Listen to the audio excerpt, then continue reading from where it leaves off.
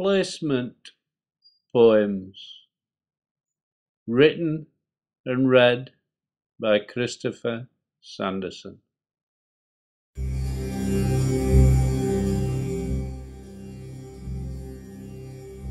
Introduction.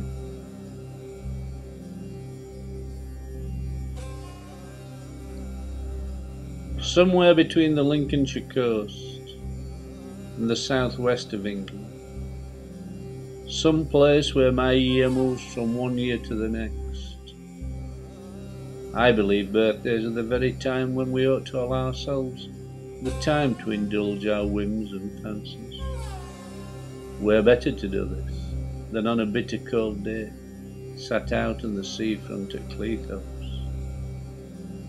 The turn of one's own year is also a time to reflect on what has gone before and what might lay ahead. To reflect even further back into the making of oneself, perhaps. The poems here carry a sense of these transitory domains, homes for our souls that each of us might discover, either physically or psychologically. Christopher Sanderson, 2013.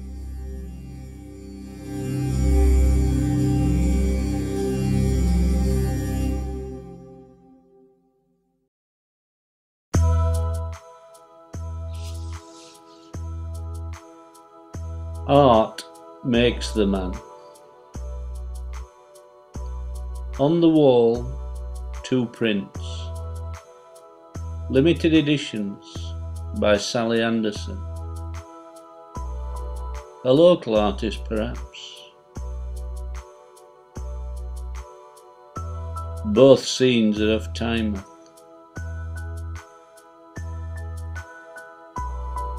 One is of 4 beaches, much as we photographed, at Whitby, or near her home, in Mablethorpe.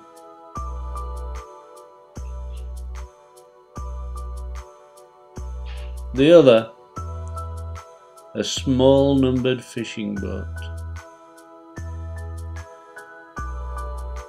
of the sort suited to a singular oarsman.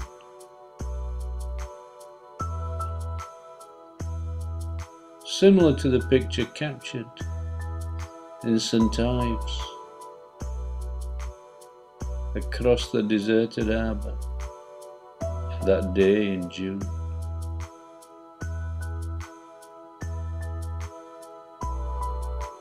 There is a lightness to Sally's touch, a care that my son also captures on film. All around this place called my life, there are definitive guides to humanity and beauty.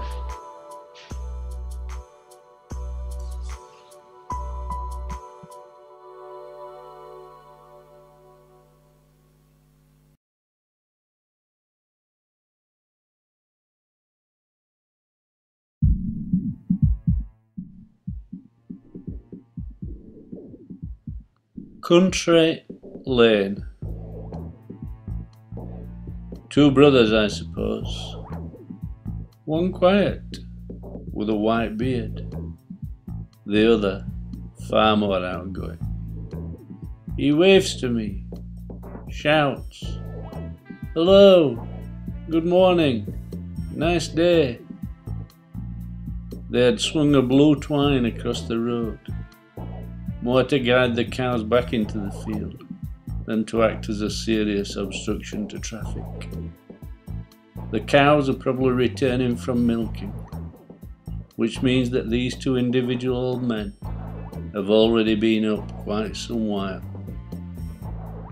2 lives, I suppose, one rumbustious with a laugh, the other more introverted. I smile, wind down the car window, breathe in their agricultural grace.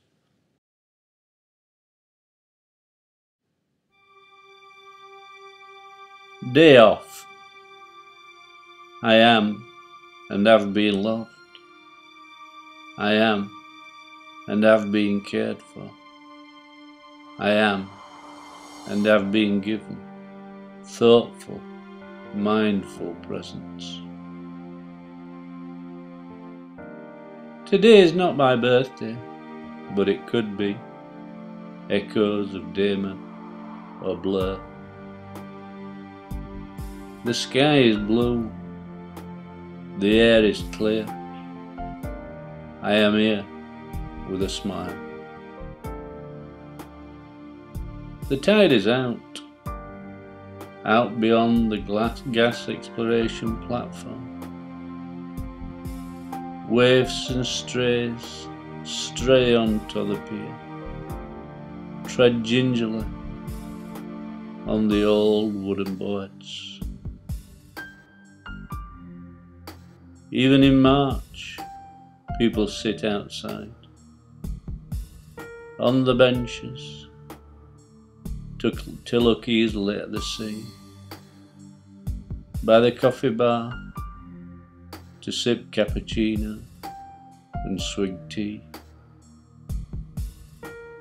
Today is not my birthday, but it could be. More echoes of Damon. The scones are warm. The strawberries are fresh. I am here. I am sated. And I am happy.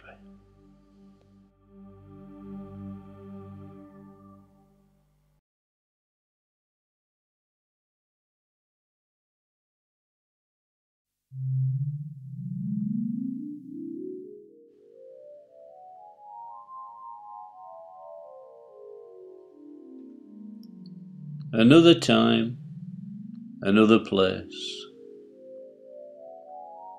Long bushy eyebrows, woolen bobble hat, a creased old face, with white eyes to pierce all that lie ahead.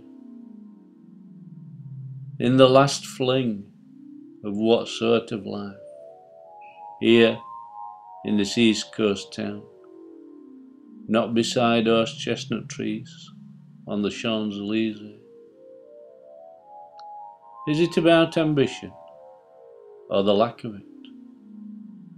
Is it about birthright, the gifts of the givens? Or is it about contentment, a life always at ease?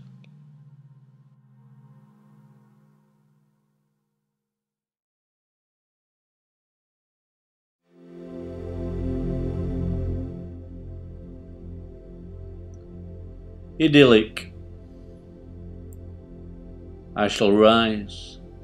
Shall I rise? Time to think. It is the time I need to rise. A cycle. Cycle by day. Cycle by night. Cycles together. Birth to death. Listen. Listen out. Bleat of lamb. Bark of duck. Silence of wind. It is to be one's own destiny, destined to be. I am then only me. Drift, drift in, drift out, stones on walls, gates in fences, sheep led to market. Hear me clear. Hearts so lonely, minds so pure, souls silently revere.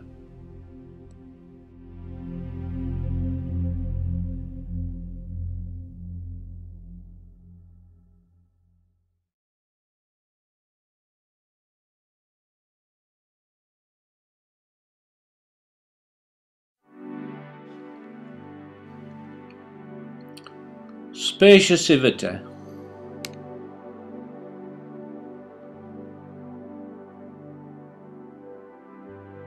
All over the place, wide awake in the middle of the night, half asleep in the middle of the day, caught up on a roller coaster, look through kaleidoscopes, a whirling dervish of rampant, uncontrolled mind's activity, lost in this midst.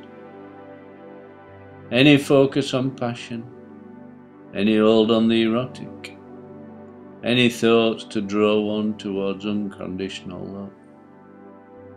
It is dark outside, time to turn off the lights, silence the tick-tock sound of the alarm clock, which holds back the nuisance of the day.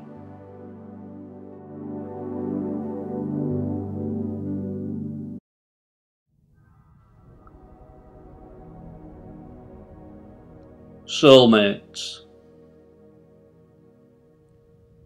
We set ourselves up as if we meant to carry on.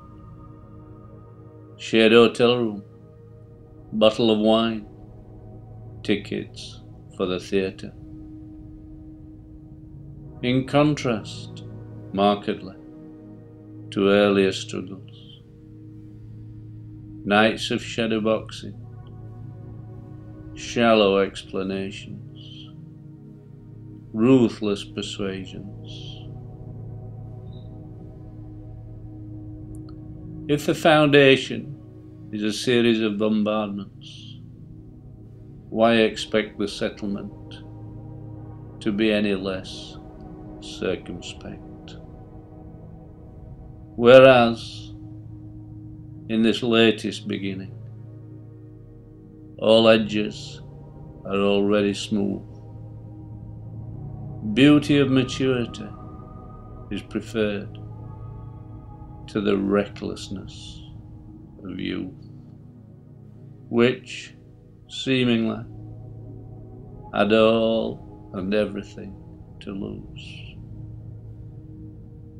Longevity, then, seems undoubted. Now we have the nous to hold off the usual conclusion.